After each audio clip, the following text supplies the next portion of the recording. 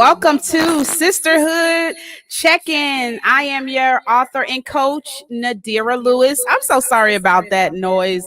Got a little excited, but let me make sure I turn my mic down a little bit. But I'm excited that you guys have spent this time with us. It's been amazing being able to have you here with us. And okay, hold on. Let's see. Let's figure out what's going on with my sound. It sounds like I'm echoey. So hold on. Let's see if we can get rid of this. Hold on. Let's see. Okay. Let's. Oh well. Looks like it's still a little echoey. Hold on. Let me just make sure that my volume is not down, not too high. Okay. Okay. Now we've got it. I think. Well, let's try to figure it out. Hold on. Let's see. Let's turn the volume down. Okay. I think I got it. I think I got it. Okay. So let me make sure. Got to figure out why my mic is so loud. Let's see.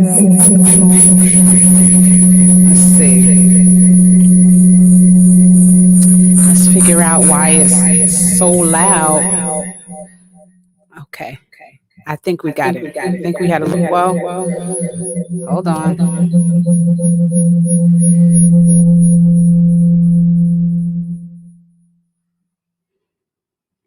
Let's figure out.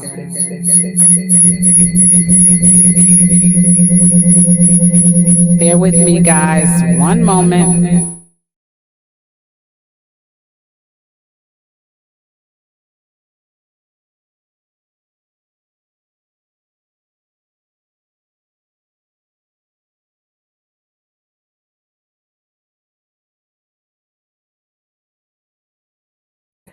All right, let's see.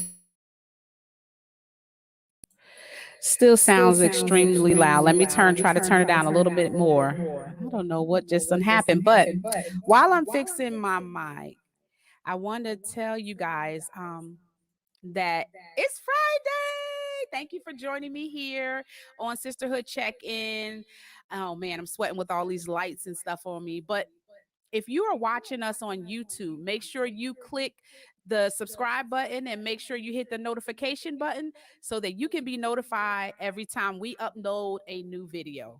If you are watching us via Facebook, make sure you click like and share if you've been blessed by the content that you have been receiving. So, guys, before I go ahead and continue, I just want to make sure that you guys can hear me um without the echoing. So let me know.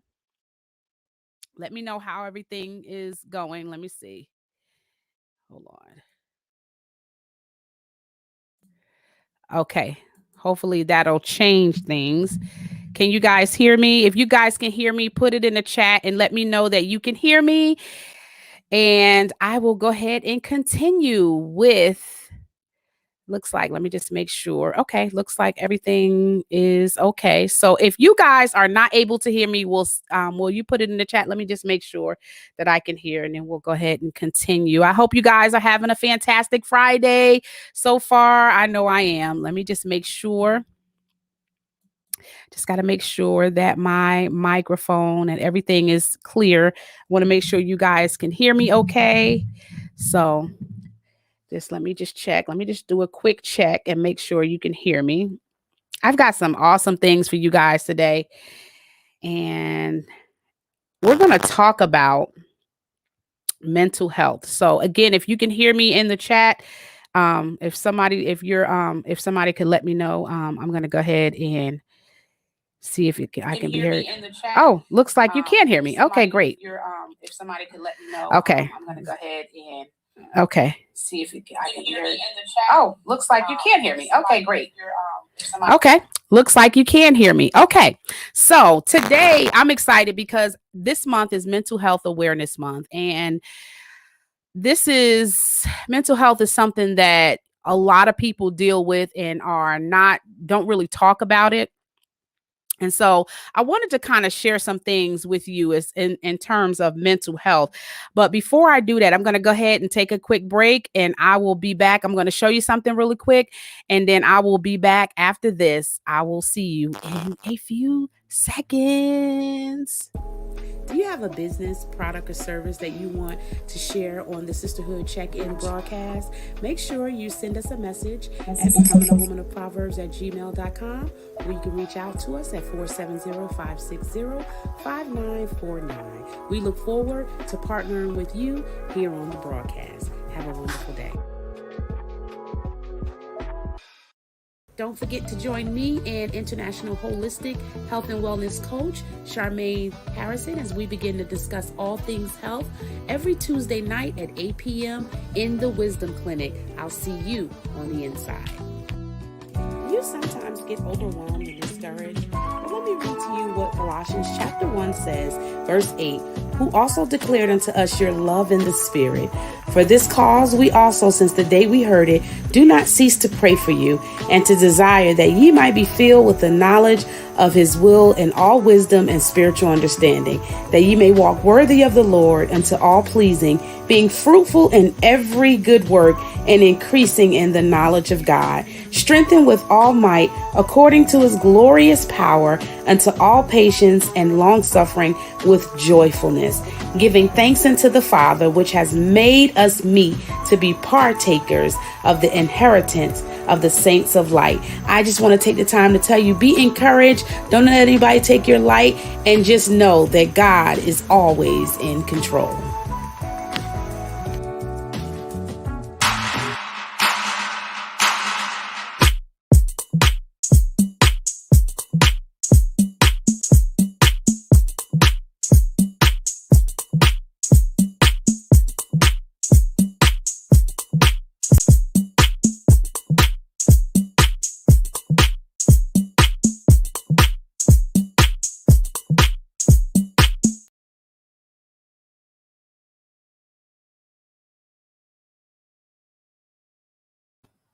All right, and I am back, and today is going to be a little bit different. I'm going to talk about the 5 components of a healthy mindset. And we're going to talk about that 5 components of a healthy emotional state. And the reason why I decided to do this is because this month is mental health awareness month, and I wanted to kind of just bring some awareness to mental health and just kind of just give some different tips and things that we can do to kind of protect our emotional state and to protect our ear gates and our eye gates. And so I'm going to go ahead and start. So our first thing we're going to talk about, self-awareness. Okay. Let's take a breath. Self-awareness is just one of those things, and it's not what people think it is. Most people think self-awareness has more to do with you spending all this time worshiping yourself and, you walking around conceited, just thinking about you and you only. And that's not it. When I think about, let me plug this in here real quick so we don't make sure that we don't have any errors. So when we talk about self-awareness, can I just talk to you guys? I mean, it's just kind of a laid back moment. It's Friday. I know that, you guys have probably had a busy week. I know I had an extremely busy week, but I just want to just talk to you today. So I'm going to give you some examples of what self-awareness really is. Okay. Self-awareness means that you have a clear and accurate opinion of yourself. What does that mean? That means that you are balanced in how you see yourself. That means that it doesn't mean that you're walking around and you're just walking around with a big old head and you're just saying, I'm that. It just means that you have a balanced perception of how you see yourself, right? Number 2, you also have a good handle on how others perceive you, right? That means that you're not walking around doing things for the purpose of attention, for people to praise you, for people to acknowledge you. That means that you understand who you are. And though it's nice when people can validate you and tell you that you're awesome, you have a balanced way of how people perceive you. You're not getting up in the morning wondering if this person disapproves or approves of you, because if you know that God approves you, if he approves you in your life, he already has a plan for you. We're fearfully and wonderfully made. If you know anything, I want you to know that you have to have a good handle on how others perceive you. Don't spend so much time and energy trying to get people to like you, because people will change. Some days people will like you, and some days people don't want to have anything to do with you. So number 3, you also have you're able to notice your emotions and think about them rationally in the moment, which means you're not just, doing dumb stuff. You're thinking things through. You ever see some people, I know I used to be that way, where you just do stuff. You don't think about it. You just quick, just do it, and that you might be able to do that in some things. Some things require you to make decisions quickly and do it. But there are some times where you have to just sit back and just really think about your answer. When somebody asks you a question, the Bible tells us to be quick to hear and slow to speak. So we have to be really careful when we're just responding, when we're feeling a certain way and we're responding. Especially if you're angry, if somebody upsets you and pisses you off, our first response is you want to go tell them off, right? But when you are emotionally balanced, you think about what you're going to say before you say it. All right. Next, you learn from your emotional experiences. That means if you have a habit of going off on people, or you have a habit of just snapping every time somebody does something that you don't approve of, that you just be snapping off on them, you have to kind of each of us have had those moments. I know I've had those moments where I've just kind of just went slap off on some people. But then what I started to realize is that those people who you snap on and you get all angry with, they go home, they sleep well, unbothered. And then you walk around here stressed out, angry and frustrated, not knowing, and they're moving on with their life. Like, oh, like they're unbothered. But a person who is emotionally balanced, right?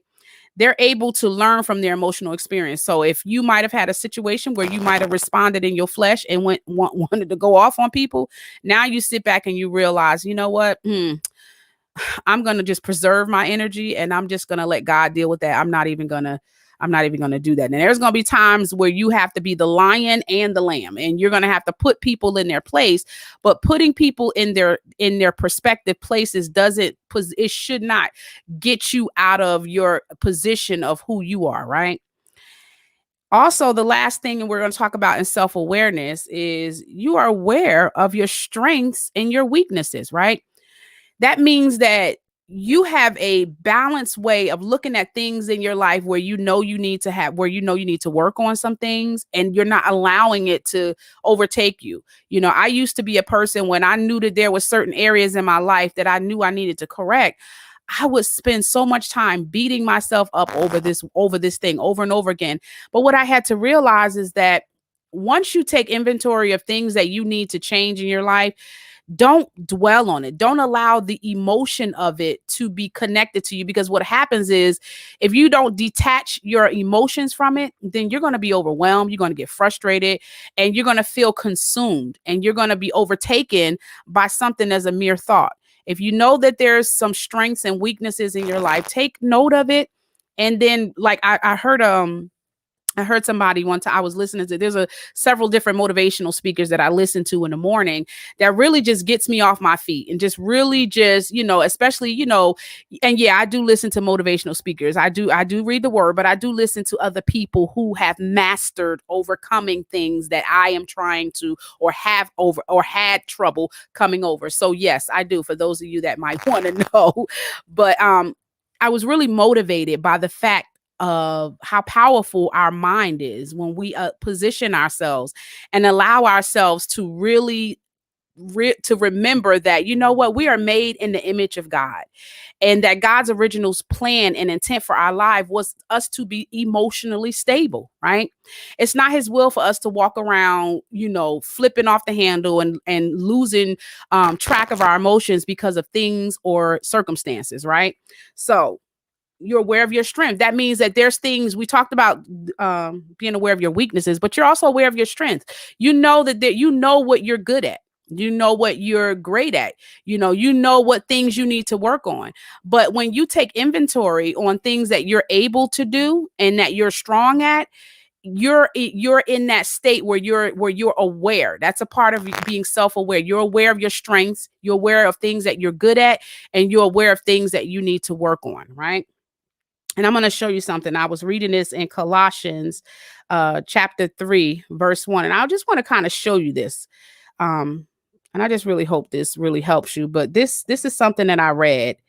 Um, it helps when you have the word of God that confirm and kind of, especially if you're a believer. If you're a believer, the Bible should be it should be the governing authority in our life, so that we can be able to, when we have moments where we lack self-awareness, God left us the word, to be able to remind us, to put us in remembrance of all the promises that he had told us, right?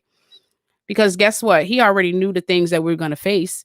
He knew the things that we were going to have to deal with without him being here. So he left us the word so that we can be encouraged and be able to make it through a lot of the emotional things that we go through, right?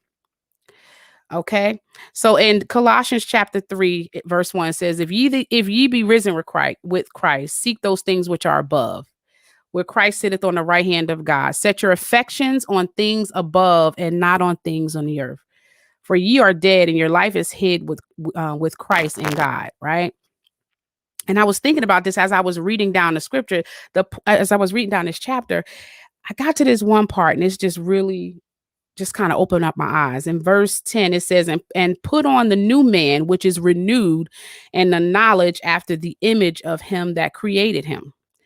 And I thought about that. And that's what happens when you become aware of who God is and what he's done in your life, and you're aware of your strengths and your weaknesses, and he shows you that. You have a balanced way of how you see yourself. And so you don't allow outside things and circumstances, though they might try to come and attack your mind. You have to sometimes just stop, and you have to take captive every thought, into the obedience of Christ. When you allow things to just, especially words, when you allow words and things that people said to just roam through your mind, it's almost like you feel like the scatterbrain. And that's what happened when people are emotionally unstable. They have all kinds of thoughts and stuff running through their mind. And you have to know that every thought that goes through your mind is not yours. Every thought that goes through your head is not your thought. So stop taking ownership over things that don't pertain to you. The Bible tells us to cast down every imagination and every high thing that exalts itself above the knowledge of God. So when you start to see your thoughts in your head starting to exalt things that God said about you, you got to cast it down. You can't just be sitting and thinking about it and just allowing it to just be embedded and impressed into your heart, because what's going to happen is you're going to start seeing yourself that way. So number 2, we're going to talk about being self-regulated, right? When you're self-regulated, that means you're able to redirect your emotions into a healthy, positive direction. It doesn't mean that you won't feel discouraged. It doesn't mean that you won't feel disappointed. It just means that you redirect it. So you don't sit on it. You don't allow it to just roam around in your head, because anything you dwell on too long, you begin to take on that image. It begins to get settled into your heart. So when you are self-regulated, that means you are a good steward over your mind, right? You redirect your emotions into a healthy, positive directions. And for us as believers, we do that through prayer. We do that through the word of God, standing on the promises of God, taking things that we have read in our study time with God and have held on to those promises, because we know that the promises of God are yes and amen. So when we as believers begin to think about all the things that go through our mind, we have something to compare it to and say, okay, you know what? This isn't God. That isn't God. I'm gonna cast that down. So I know how to redirect that frustration. When you disappoint me or you frustrate me or you make me angry, I redirect that emotion. Though doesn't mean that I don't still feel the emotion of it, but I don't allow myself to dwell and allow it to take root into my heart, right? Number 2, you can control your impulses. You can control your impulses. When you are self-regulated, you operate in oh my gosh. It's just like my mind just went blank. But and you control your impulses, which means you exercise exercise temperance. So you're not walking around just doing things just because you think about what you do before you do it. That is the thing. One thing I said, I was talking to somebody, right? And I say, when people are at a state, when the enemy wants to take you out, he always trying to get you to do it quickly. Have you noticed that? When people want to commit suicide, he tell them to do it quickly, right? He doesn't want us to think, right? There's power in the ability to be able to think. He doesn't want us to think. When you're frustrated and he wants you to make a change and he wants you to do something about it, he wants you to do it now. Just hurry up, do it quickly, right?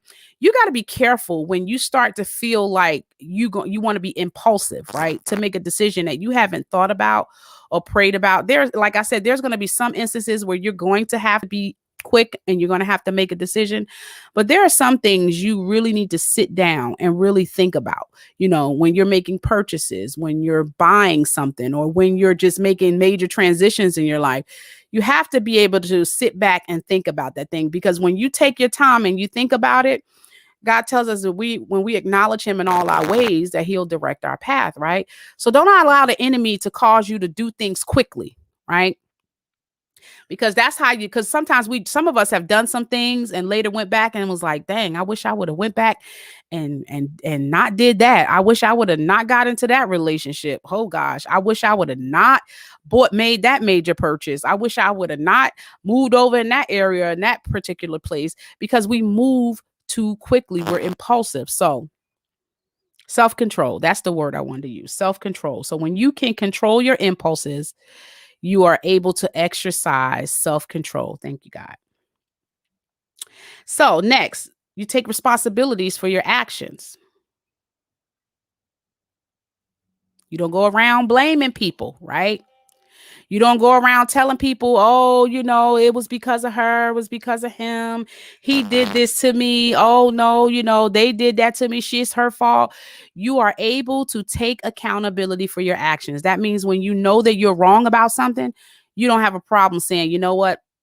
I was wrong about that. Because there's no power in walking around saying, "Oh, it's because of her. Yes, she did this. Yes, she didn't."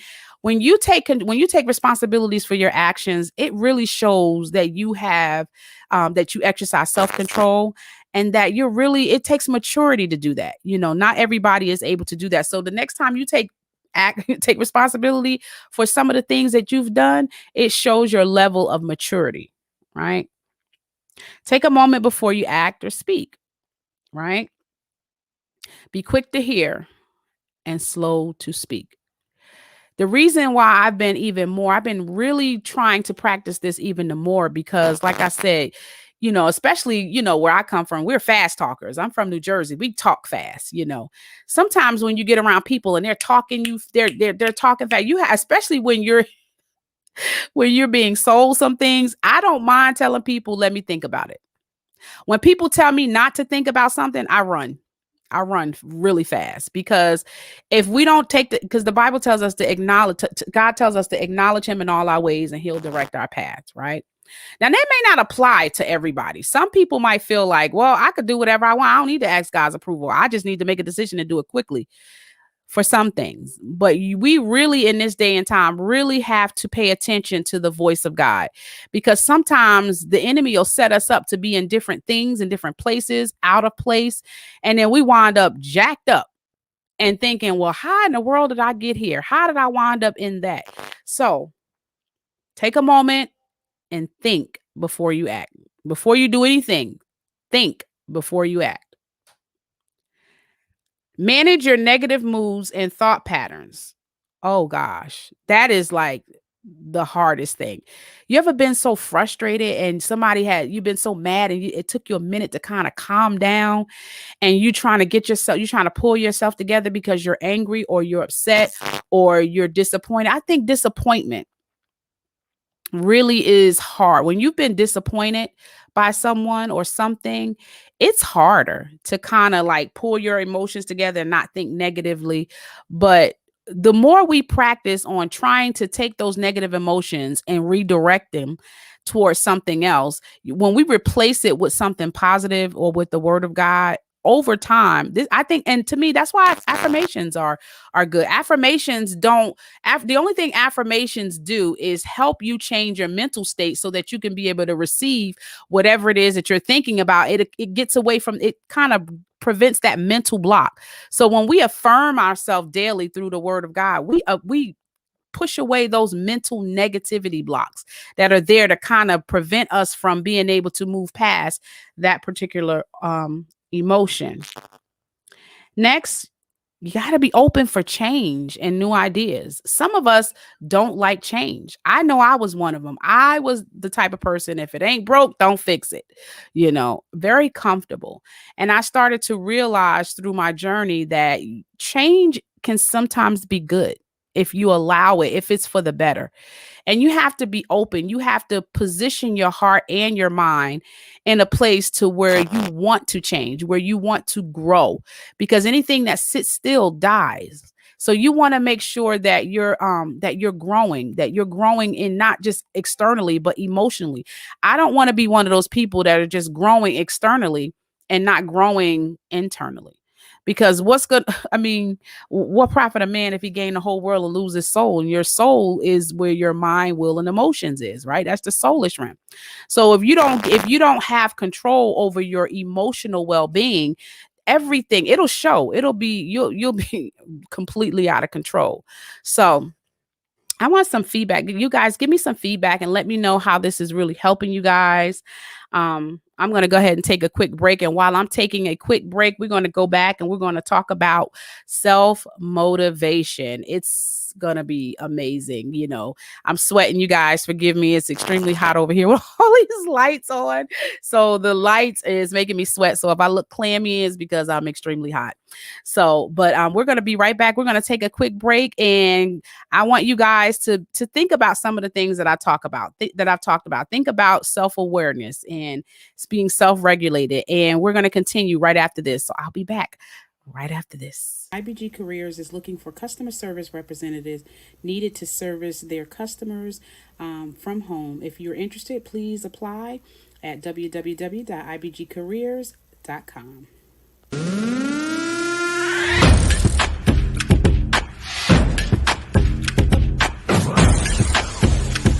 Let's work.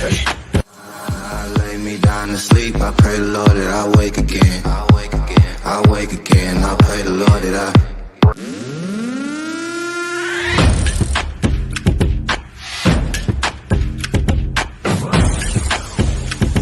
Let's work.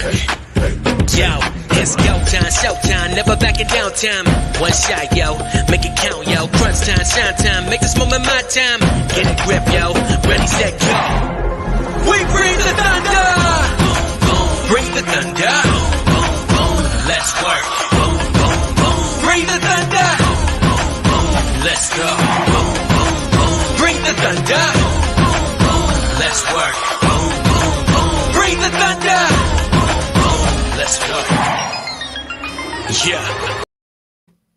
All right. And we are back today talking about the 5 components of a healthy emotional state. I am Nadira Lewis, your author, life and business coach. And today we usually have a guest that usually we sit down and interview and talk about their lives and the things that they've experienced. But today we are doing something a little bit differently. It's Mental Health Awareness Month. And so we have been talking about the 5 components of a healthy emotional state. We've already talked about self-awareness, talking about having a healthy perspective about yourself and how others perceive you. We talked about self-regulation, being able to redirect your emotions in a sense where you feel disappointed or upset. And we're going to talk now and being able to exercise self-control. So we're going to talk about self-motivation. Oh my gosh, self-motivation. Your internal motivation has to extend beyond money and acquiring possessions, right? I know that might sound like whew to some people, but the reality is if your only motivation is financial gain, it's only going to take you to a certain degree. I was listening to somebody and they were talking about, and I was just like, oh my God, I'm so excited, guys, because I've been learning so much about balance that I've just been really excited. And I have put this on my on my page earlier, and I said, unless a man has trained himself for his chance will only make him ridiculous. A great occasion is exactly what his preparation enables him to make of it, right? Sometimes we spend so much time trying to be great at things externally, not realizing that it's the exact opposite. The more you begin to work on you internally, the more you begin to do things as far as once you do that inner work, your motivation is, I don't know, it's just something different. You begin to think about, how can I serve other people? And that attitude and mindset of how I can serve other people will start to go into so many different arenas, right? You'll start developing ways, business ideas, and community, different types of stuff to be able to serve, because your internal thinking, your motivation is not just solely on financial things, right? And I wanted to read this. I'm gonna pull this up before I actually read it. And this is amazing. It was it in First Thessalonians chapter 4. I think it was chapter 4. Let me pull it up. And this is like my motivation. You know, everybody has something that motivates them. And to me, the word of God motivates me, right? And hold on, let me pull it up. Okay, in First Thessalonians chapter 4, it says, and that you study to be quiet and to do your own business and to work with your hands as we have commanded you, that ye may walk honestly toward them that are without, and that ye may lack nothing. Sometimes the things that sometimes we lack because we're spending too much time on focusing on things that are pertaining to us in our world. But when your motivation is to be a blessing to other people and to serve them, whether it's in business or community, then as you take care of other people's needs, then God will make sure that your needs are taken care of. um it's funny because I was thinking about this, and this person I was listening to was saying there's three ways to serve others. You can either create solutions, to be able to help them, be able to resolve whatever issues that they have in their life. But you can't become rich without enriching others. In other words, to the degree that you help other people is to the degree that you'll be able to get the things that you need, right? And I think God set it up that way, right? When we get along with people and we start doing things to benefit other people and helping them solve their issues and being a part of their solutions, then that will determine both our success and our failure, right? So, one of the things we have to realize is that our self motivation has to be more than just the financial gain, because at the end of the day, it's nice to be able to have things. It is. I love having nice things, but I'm even more motivated when I can do something for somebody else, right? So let's move on. So your internal motivation has to extend beyond money and acquiring possessions. Doesn't mean that you can't have things, because God has given us all things to richly enjoy. It means that your motivation cannot just be money alone. It has to extend beyond that, right? Because there's a lot of people who have money and still don't have peace. There's some people who don't have money and still don't have peace. So it can go either way. So your motivation has to go beyond just external things. It has to go beyond just acquiring possessions. All right. Number 2, do you set goals and follow through to completion?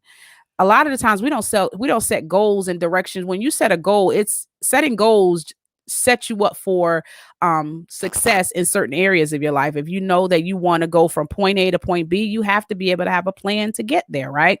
Doesn't mean that your plan doesn't, and how you go about that plan won't change from time to time, but you have to have a plan set up, right?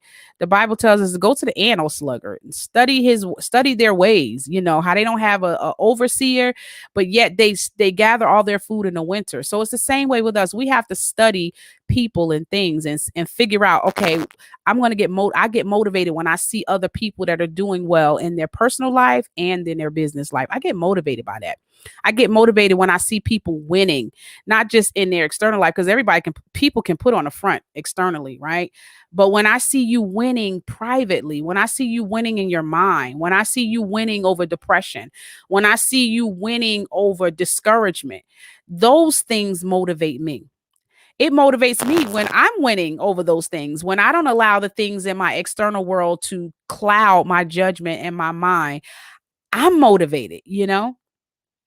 Next, can you persist when things aren't going your way? Oh my gosh, I'm telling you, I get really motivated when I'm able to persist, especially doing something like this, doing Sisterhood Check-in. I can't tell you how many technical stuff that I've gone through, things that I've things that I've had to deal with, and I've had to push through. Let me tell you, I didn't want to do this at first because I don't know, just that stage fright, like, oh, I don't want to talk in front of people. What if I stumble over my words? And yes, sometimes I do. Sometimes I do stumble over my words, but I know that no matter how long I've been doing this, and guys, it's been a whole year since Sisterhood Check-in has been on air. So I'm extremely excited about doing this and being consistent and faithful for over a year. And so I'm motivated when I push through, even when things are tough, even when my internet starts acting up, which happens quite frequently. I push through because the goal is I know that I've got to keep going. I can't allow myself to sit in discouragement and frustration. So where does your self-motivation comes from? What are you motivated? How do you respond when things don't go the way you want them to? Do you fold, right? Or do you just keep going? Do you keep going and you keep going until you get it right? Are you an initiator or motivated by discomfort like deadlines or the thought of losing your jobs? Some people are motivated. Some people, you ever notice that some people only move when they're under pressure? That's when we do that, we put our body in survival mode and we take it through so much. It's like taking our thank you so much. Thank you. 1 year. Yes. Thank you so much. I appreciate that. But yeah, when we actually and Charmaine can vouch for this, when we actually put our bodies through so much stress by just responding so quickly, and I used to be one of those people. Then I started realizing that my heart was racing really quickly. I would jump out of bed because I knew I had to be to work at a certain time, and I knew I had to go over the bridge. And then all of you that are in Jacksonville, Florida, we know about the Buckman Bridge, right? So you know that if you don't get over that bridge by a certain time, you're going to be stuck. And so you're gonna be stuck and scared because the Buckman Bridge, so many accidents have happened on that bridge. So you're gonna be stuck and scared to lose your job and scared to lose your life. So I used to just jump up and I used to be so scared, and just causing, just always in survival mode, jumping up out the bed, running and rushing and doing all of this other stuff. And then once I started realizing that my body was, our bodies will talk to us and let us know that, hey, you're overdoing it. You're in survival mode. I don't want to be motivated to change things, like getting up extra early by the thought of, oh my God, I'm going to lose my job. Oh my God, I'm going to do this. So rest when you need to rest. But when you need to do what you got to do what you need to do. Don't allow yourself, don't be motivated by, don't allow your motivation to be at a point where you put your body in rush mode, in survival mode, because it can kill you guys. It can definitely kill you. So next, we're going to talk about how to, are you empathetic? There's a lot of people. If you don't have the ability to empathize with people, I don't like being bothered with you, because if you can be cold and calculated and callous, then that's a heart issue, And so we have to have part of the 5 components of a healthy emotional state is having the ability to be empathetic. Writing people off is just, we got to do better than that. If you get to the point where you just cutting folks off because, they're not on the same level as you. So, and I'm not talking about people who bring distraction to your life and the enemy has sent as an assignment on your life. Sometimes you just have to just stand. Like I said, sometimes you have to be the lion and the lamb. But what I'm talking about is your ability to be empathetic when it's needed, right? When you're empathetic, that means you have the ability to understand the emotions of others, right? That means that people can, when people come and talk to you, they don't feel like they're being torn down. They don't feel like you're taking away from their dignity. You're not talking down to them. You're not making yourself seem higher or above them. And this is why I brought up the scripture. I knew it was a reason why I brought this up, but I thought about this, and it says, okay, hold on, let me bring it up, because I was like, oh my God, this is like so true. We have to really be careful of this. It says, be careful of this. And it talked about, hold on, let me pull it up. Oh my gosh. Talked about of the heart of people, because sometimes some of us can be really arrogant and call it assertive.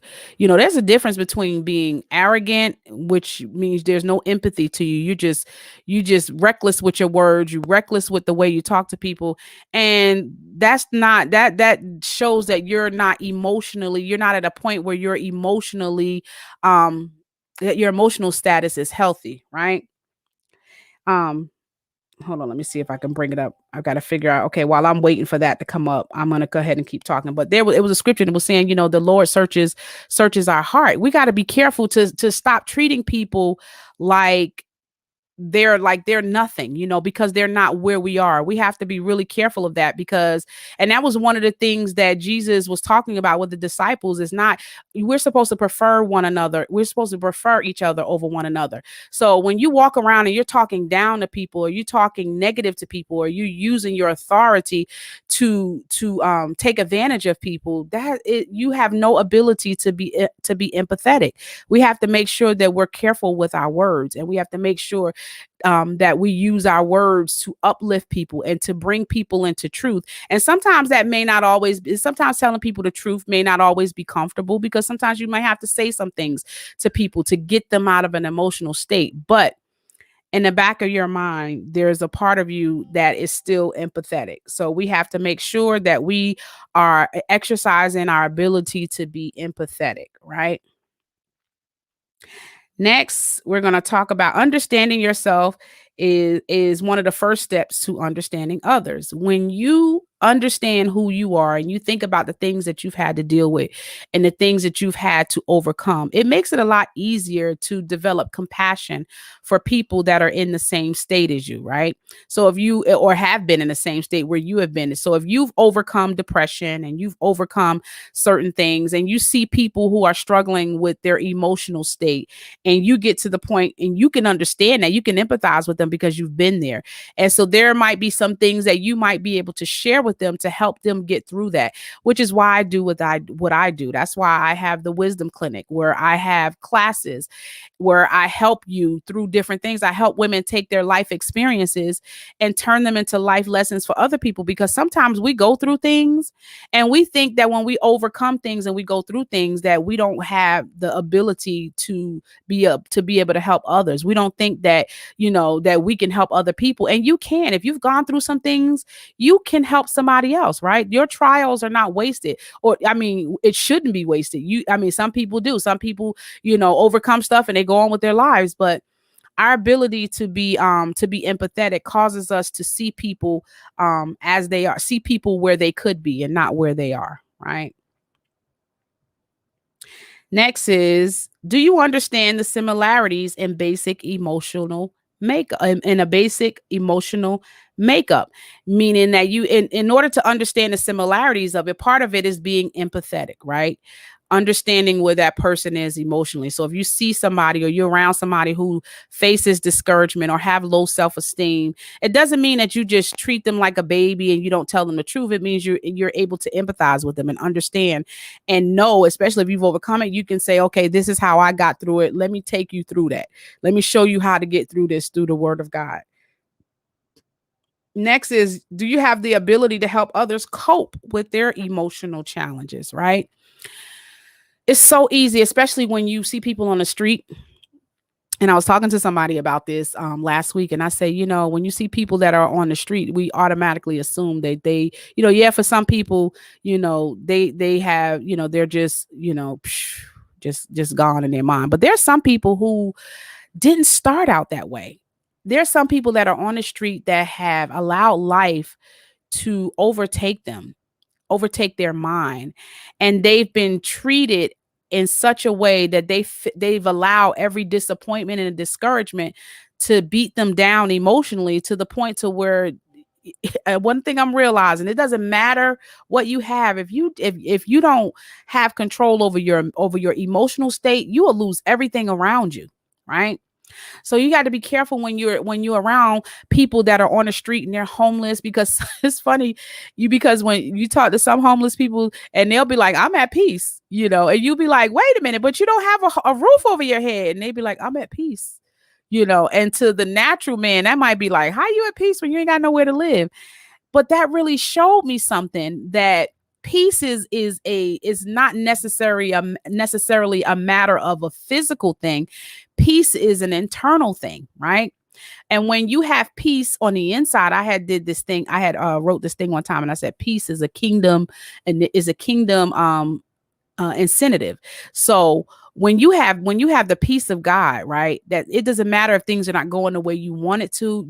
It's something about having peace in your circumstance that allows you to maneuver through the emotional part of whatever it is that you're going through, to help you get to the other side. That's really what we think about when we think about having faith. When Jesus was talking to the disciples, when it came to the fig tree, when I was talking about before, when he came to the fig tree, he told when the disciples was aware of what he did when he cursed the fig tree, right? He turned to them and he said, have faith in God. And that sounds so simple, but yet so complex, because having faith and the ability to be able to cope with your emotional state means being able to trust that God is going to be able to bring you through it, being able to hold on to a promise that he has given you, that you can make it through this, right? So number 5, the fifth element of a healthy emotional state, and that is social skills, right? How do you interpret face expressions? Sometimes we look at people's facial expressions and we develop all these concepts of what a person's facial expression does, right? And I give you an example. My daughter, she used to always have this when she was younger. She used to always walk around with this look on her face that exhibited that she had an attitude. But she would always tell me, I don't have an attitude. I don't have an attitude. You keep saying I have an attitude. I don't have an attitude. And she would get mad because she would try to prove to me that she didn't have an attitude. But I knew, based on my experience with her, that when she makes those face expressions, it's a sign of disappointment and frustration, and she doesn't even realize that she does it. So how are you interpreting people's face expressions? Are you looking at people's face expression and saying and determining that this is what's wrong with them, when that may not well be what they're thinking about? It might be just something, they might just be in a thought. I know I used to do that. I used to look at people's face expression and their body language, and I'd be like, oh yeah, they think this, they think that. But what I realized is that sometimes, even when I think about myself, sometimes I'm just in a state of mind, I'm just thinking, and it doesn't, it can appear, hello, it can appear like you're actually looking frustrated. But sometimes when you go in a deep thought, sometimes you just make those frowns on your face, not because you're upset. You might be thinking about something. So how good are you interpreting facial expressions? All right. Number 2, how do you anticipate the emotional reactions from others? Right? Oh, you get in trouble with your face expressions? Yeah, I understand. I'm usually, sometimes I could be smiling, but when I'm frustrated, it's not gonna always be easily detectable, because I usually smile even when I'm frustrated, because I am learning. Not that I'm not frustrated, but I normally smile through my frustration sometimes, because I know that people say that you're animated. I know sometimes when I'm frustrated, if I allow my frustration to penetrate as deep, because it used to be able to penetrate quickly, and I didn't have any control over it. But now I smile, and if I get frustrated, I smile because it helps me. It helps me to be able to overcome the ability of being able. It helps me to overcome the frustration and allowing it to penetrate and take root. So yes. So are you a good listener? When it comes to, hi, how are you? How are you? Thank you for joining me. Are you a good listener? Do you always, I know this is an area that I am always constantly working on, because sometimes when you're just so full and you want to talk and you're excited, it's easy for you to just keep talking, talking, talking. But I'm learning the importance of being a good listener. So that is another component of a healthy emotional state, right? That means that you're not so anxious to just to just regurgitate on people. Are you listen to people, you listen for things that they say, and you listen for things that they don't say. And when you do that, you'll be amazed at how many things that you'll be able to hear that they didn't say, that people don't say, right? We're so quick to just talk, and we hear somebody say something, and we automatically come up with a solution instead of just sitting and then listening. Because sometimes when you listen to people, they come up with their own solutions. You talk to them long enough and you just listen to them. Sometimes your presence positions them to see. You become like a mirror to them. They begin to see. Absolutely. That's a part for a leader. Yes, yes, absolutely. So when you begin to sit still in front of them, right? They begin to see you as a mirror. They don't see you as a person as, harping on them. They begin to see themselves through that mirror, and they begin to start figuring out, because, I heard Earl Nightingale say this. And I tell you guys, if you don't listen to Earl Nightingale, you guys are missing out. Earl Nightingale is so amazing when it comes to, he was saying how people, we don't think. And I thought about that, and I was like, wow, that makes so much sense. A lot of the times when we sit down and we go through different things in our life, he said, sometimes you just got to take a pen, right? And you got to write down your problem, right? And then when you write down that problem, you sit down and you start to think, how can I solve this problem? But what we do is fear comes in, and fear, like I said earlier in one of the other components, right? The enemy tries to get us to hurry up, hurry up, hurry up, hurry up. Just do this, do this. You ain't gonna be able to do it. You ain't gonna be able to do this. Oh no. And you start feeling rushed in your mind, right? Yes, Earl Nightingale. So you start feeling rushed in your mind, and you can't solve anything. I was talking to my son earlier, and I said, one of the things I've learned is how powerful our mind really is. I mean, God, when he said if we're made in his image and his likeness, that means that we carry the same attributes that he have.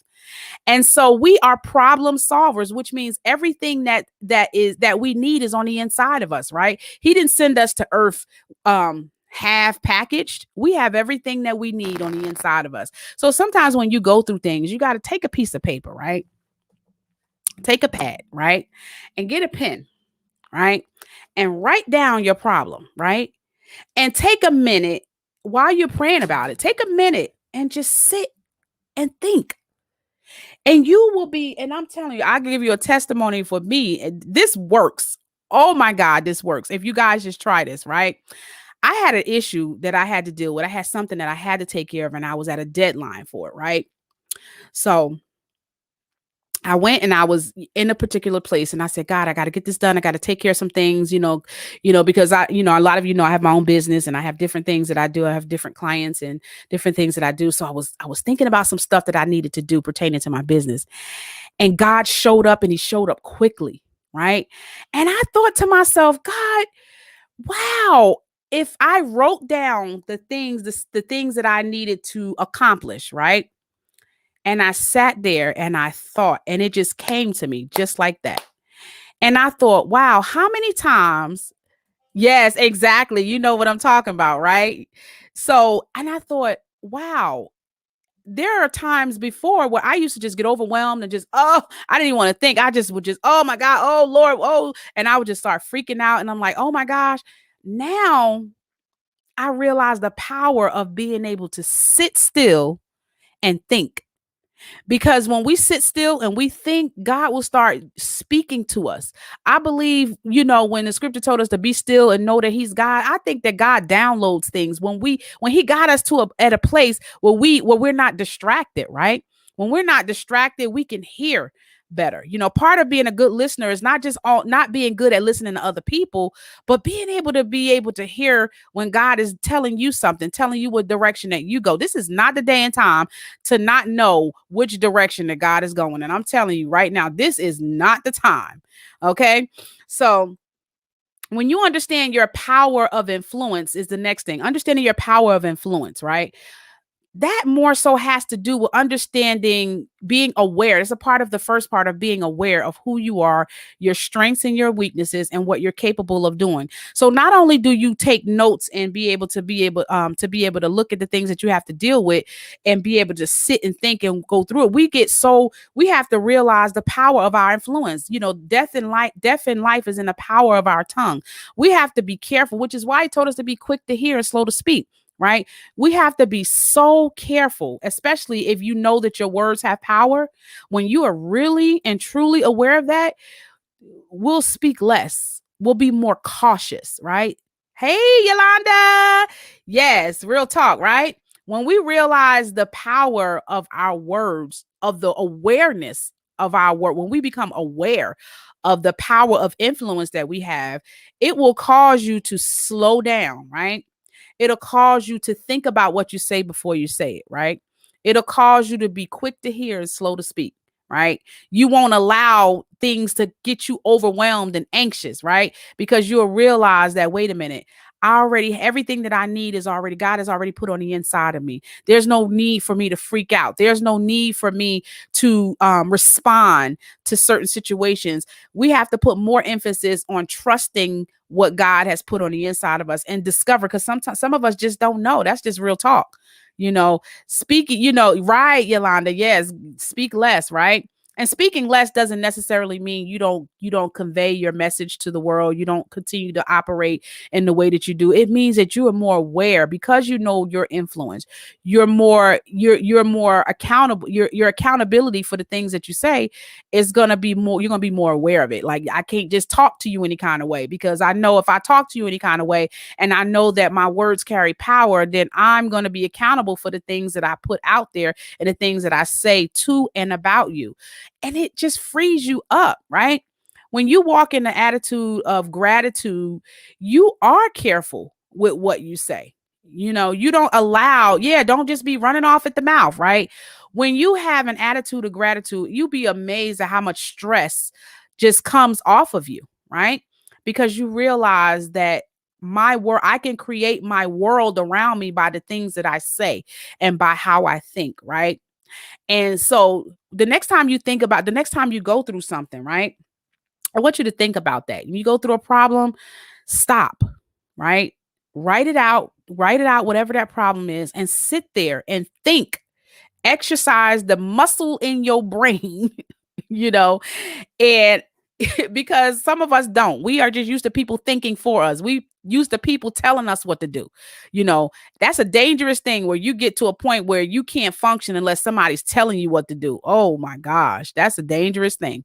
If everybody, just hush, breathe, and exhale. Right, right. It's a dangerous thing when you depend on other people to tell you when to go, when to stop, when to do, when to don't. You completely give your control over to somebody else. That means you're not being a good steward over what God has given you, right? So next, create and sustaining relationships. When you have good social skills, you create and you sustain relationships. That means you're able to communicate with other people. I don't meet a stranger. I have this personality type where I love meeting new people. I get motivated by that because I feel like everybody has something that they can teach me, right? And I have something that I can teach them. So I'm excited. I never meet a stranger. When I start to meet new people, I'll start talking first, right? because I understand the importance of relationships, right? I understand how to create and sustain relationships. Some of us, we get to a point where we just burn bridges with people, you just burn bridges, and next thing you know, you be like, oh my God, you got to be careful how you treat people, because you just never know when you might need them, right? You got to be careful to be writing folks off and talking about something, they ain't this and I ain't got time for that. You got to be careful, because you never know when you're going to need that person in a particular time in your life. And so you have to learn how to value the relationships that are in your life. Thank you. Thank you so much. I appreciate that. And so yeah, you have to learn how to value relationships around you, learn how to value the things that God put on the inside of them, because everybody has something to contribute, right? You don't know what that person is able to do, so you just got to be careful, just writing people off and I don't want to have anything to do with you, you not on my level. We have to be careful of that, because when we think about the example, when we think about kingdom minded, walking in a kingdom minded attitude, we have to be careful how we treat people. Absolutely. You gotta know your value, and that others have value too. Absolutely. Absolutely. And yes, she said value relationships. Yes, you have to value relationships, because whether we want to believe it or not, God uses people. I hate to tell you, he uses people. And if you don't know how to build relationships with people, you are going to miss out on some awesome connections. This last year, I have been able to connect with so many different people outside of my comfort zone. And I'm so grateful, because I learned something from each one of those relationships. And that's how we got to be. We have to be excited and look at each other and look at that there's something that they may be. God built us for relationships. So if you guys are really enjoying this, and you put some flames in the chat, let me know that you're motivated by some of the things that I say. I am motivated already, but let put some flames in the chat. I sound like my coach. Put some flames in the chat. Put some flames in the chat. Guys, I'm telling you, I've been learning so much this past year. I have been moving out of my comfort zone. Talk about checking in with a sister. Let me tell you something. I have been moving past my comfort zone, and I'm liking this new me that I'm becoming. I'm liking this new mindset that I'm embracing. It is so refreshing, right? Not only is it refreshing. Oh, thank you so much, Yolanda. Not only is it refreshing, thank you. Not only is it refreshing, but it's taking the weight off of my mind. Sometimes, I'm a thinker. I will think myself. Thinking was not an issue when it comes to thinking about stuff. I would think too hard about stuff, and sometimes when it comes to my problems and things that I would go through, I didn't have the patience to think that through. And then sometimes I will already be ahead of myself, and I would think through before God can even move on my behalf. I've already figured it out. I've already worked into my own solution. But what I started realizing is when I heard him say that, how you have to learn how to sit still and be able to take whatever it is that you go through, right? Think through it. It changes your perspective about a lot of things, right? I am liking the new me as well. My life is so stressless. Yes. When you realize that sometimes we just take life too seriously. You can't talk to people because we too focused. Sometimes we too focused that when we can't interact with people, we miss. There's so many things that I have that if I would have had that mindset of just cutting people off, I could have missed my blessing. There's so many connections that I've met with interacting with people. It was something that I wrote down when I was in my meditation this morning, and I was thinking about it, and I was praying, and I wrote this down, and it says people that get along with other people, um when you're able to get along with other people, it will determine your success or your failure. When you're able to communicate with other people and interact with other people and relate with other people, it will determine your success or your failure. If you have a problem interacting, or you don't like interacting with people, you're in big trouble. I hate to bust your bubble, but we live in a world full of people. You're never going to get away from people unless you die.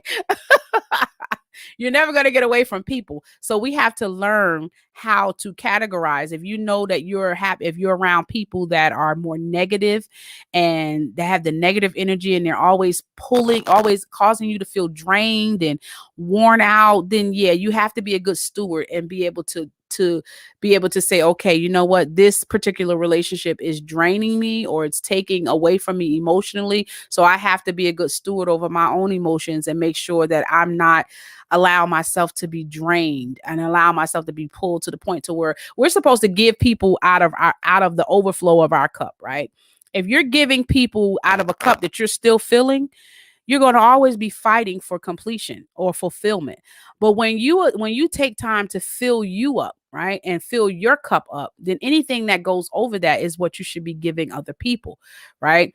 Some of us don't take the time to pour into ourselves, to encourage ourselves, to allow ourselves to be free and to explore some things about who we are. I'm telling you, you should try it. It's amazing. When you take time and really see the value of the things that God put on the inside of you, it will cause you to see yourself differently. You won't have to worry about dealing with low self-esteem because you'll esteem yourself the way God has esteemed you. You'll see yourself as He has esteemed you, right? Because God's the only one. He knows our hearts. He knows our intentions.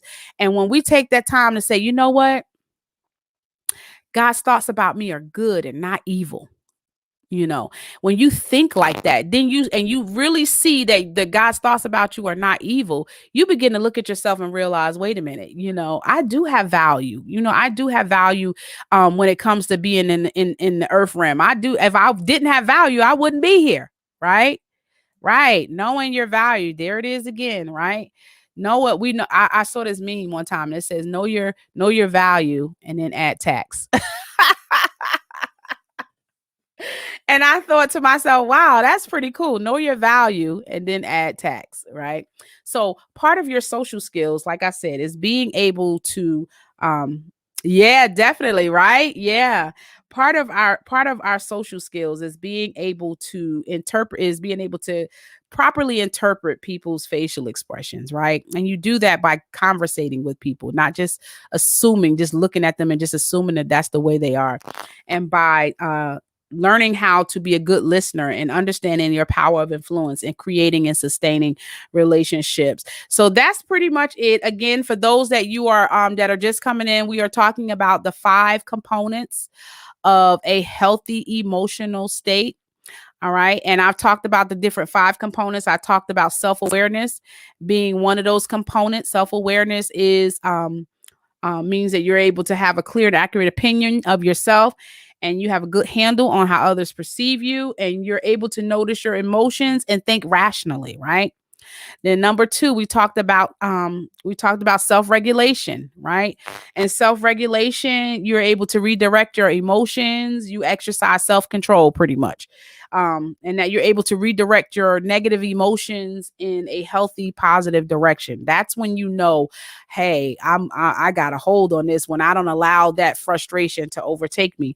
And you take responsibilities for your actions, right? And you respond in a reasonable manner when others act unreasonable.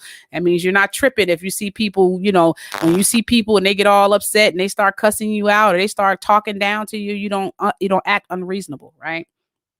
Take a moment to think before you act. Manage your negative moods and thought patterns and be open to change, to new ideas. Sometimes God put people in our life to help us change our mental state. Sometimes we just get comfortable. We don't want to change, but sometimes God put people in our life to get us from one emotional state to another. And we just have to be open and willing to change. Self-motivation. We talked about self-motivation and how your internal motivation has to go beyond money and acquiring possessions, right? Because when we leave this world, we ain't gonna have none of that, right?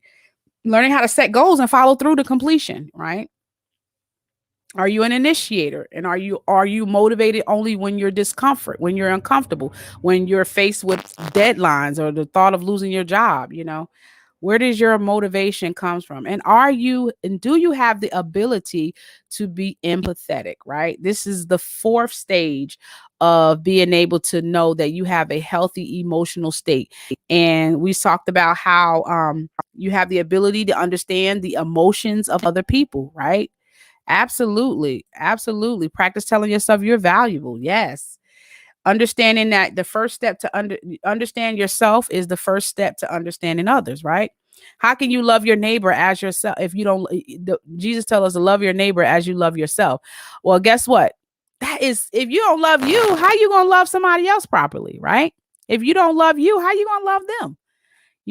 I thought about that one day and I was like, I remember hearing that in so many, talked about in such a different way. I was thinking, oh, it's not good to think about you. You're not supposed to love yourself. You're supposed, but you can't properly love your neighbor as yourself if you don't love you. Right. If you don't love, and I'm not talking about an unhealthy love, I'm talking about a balanced way of how you see yourself, knowing your value. Right. Absolutely, Yolanda. Absolutely. Then we talked about in the ability of being empathetic, that you are able to cope, you are able to help others cope with their emotional challenges, right? And last but not least, we talked about social skills. How is your social skills? We talked about how having healthy social skills mean that you can that you anticipate the emotional reactions from others, and that you're a good listener, and that you understand the power of your influence, and that you're able to create and sustain relationships. So that's all I got for you guys today. I hope that you guys enjoyed it. I'm getting better at this speaking thing. I wasn't always the best when it comes to speaking, but I'm telling you, after a year, I think I got a hold of this. So all of y'all who are scared and nervous to start your own broadcast because you worried about how you're gonna sound or how you're gonna look, I'm telling you, if you guys was to go back to my first episode, I'm celebrating a year of Sisterhood Check-in. Thank you guys for all of you that have been here throughout the whole journey. I'm telling you, when I go back and I look at what it was like in the beginning, oh my gosh, I don't know how I made it through all of that. But I'm telling you, done is better than perfect, right? You got to, some things you just got to just start, and you got to just do, and you get better as you do it. And the more I continue to allow myself to be open to change and get out of my comfort zone, I realize that some things that I'm getting better at, right? Congratulations on my first year. Oh, thank you. I appreciate that. So I'm excited. It's a major accomplishment for me because I haven't done anything like this for an extended period of time. um and so you guys may notice I'm really transparent with who I am and what I do, is because I don't mind. I have a healthy emotional state, so I have a healthy balance of how I'm perceived. So I don't mind being transparent about the things that I've gone through, because I feel like I'm the one, like how it says, and I have good social skills, so um I already know exactly I know how to interact with people and to understand. I have a healthy perspective about myself. So it's okay for me. I don't mind being transparent, because you just never know who you might be helping, right? There might be somebody that says, you know what? I want to be able to do something. I want to speak. I want to be able to get out there and do things, but I'm nervous. I don't know if I could do it. Let me tell you, I was exactly the same way. But once I started to continue to do it, sometimes you just got to just step out there in faith and just do it, and you'll get better as you do it. So I've got a few announcements for you guys. I have been doing a weekly class. These are called life lessons and business classes, because one of the things I've learned is that I have invested a lot of time and money into my knowledge base and things that I've felt like I can help other entrepreneurs. And so every Saturday at 7 p.m., I host different classes on how to, they're like DIY classes. These are how to classes, because most of the time in business, most of the things that we're struggling with is simple how to things, right? So I am teaching a class this Saturday at 7 p.m. If you're interested and you want to be a part of the class, make sure you go to my website, www.womanofproverbscoaching.com, and sign up for any one of my courses.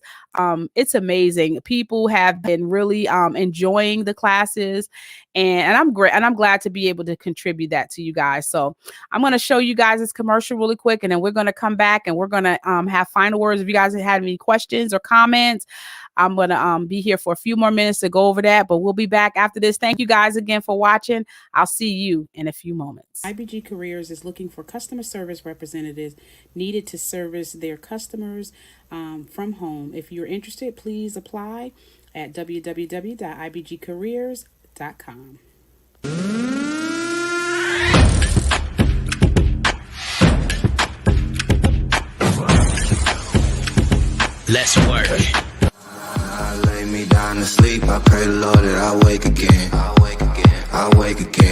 pray the Lord that I.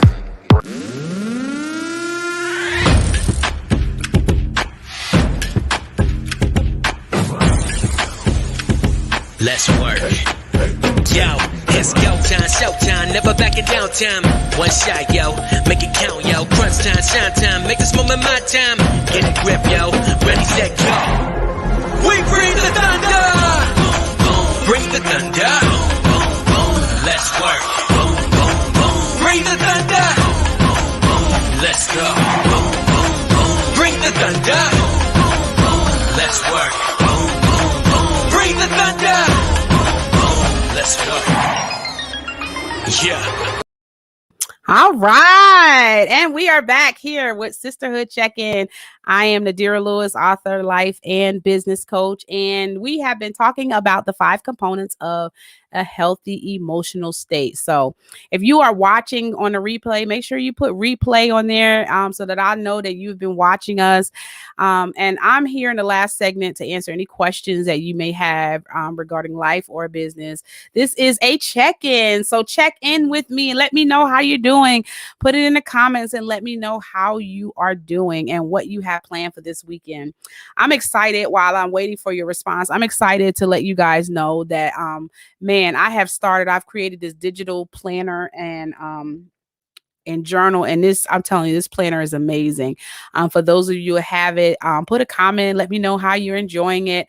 But I really love the planner because sometimes we're planning our lives, planning our days. And sometimes we have thoughts that go through our mind. And sometimes we just need to get out of our head, right? While we're journaling. So I really am excited to be able to share that with you guys. So make sure you go to the website and download it. It's only $12.95. I mean, it's really cheap. But I mean, the things that you can do are just like really amazing. Also, again, don't forget to join me on Saturday as I begin to teach another life class this Saturday. And Sunday, we have dinner with the coaches. And that'll be at 7 p.m. So make sure you join us on Sunday. So we have a full weekend. I'm excited. I'm always glad to be able to spend the weekend with you guys. So if you guys need any type of coaching, you need assistance with your business, I'm really good as far as being able to show you different different things that you can use to add to your business to make your business pop. I did a class on how to make your video pop. Where I showed you some things to kind of help you take your creativity to the next level. So make sure you go to my website and check it out and sign up. These classes, you have life access to it. So once you take it one time, you can watch it. They're on demand, taught in a live environment. So that way you can go back and watch it as you may. If you need help, if you need prayer, you need somebody to agree with you with something, just make sure you just inbox me at the @handle Woman of Proverbs and let me know what I can help, what I can be believing God with you for. I would love to hear your thoughts and feedbacks. And thank you for joining me on my 1-year anniversary of Sisterhood Check-In. So if there's no questions and no comments, I guess I will see you on Saturday. Thank you guys for watching. Have a wonderful day. Okay. Have you downloaded your Wisdom Digital Planner and Journal? If not, it's still time. Shop now at www.womanofproverbscoaching.com. Let's go. Girl, I see you over there in the corner of the dance floor, and I know you're acting shy, looking at the corner of your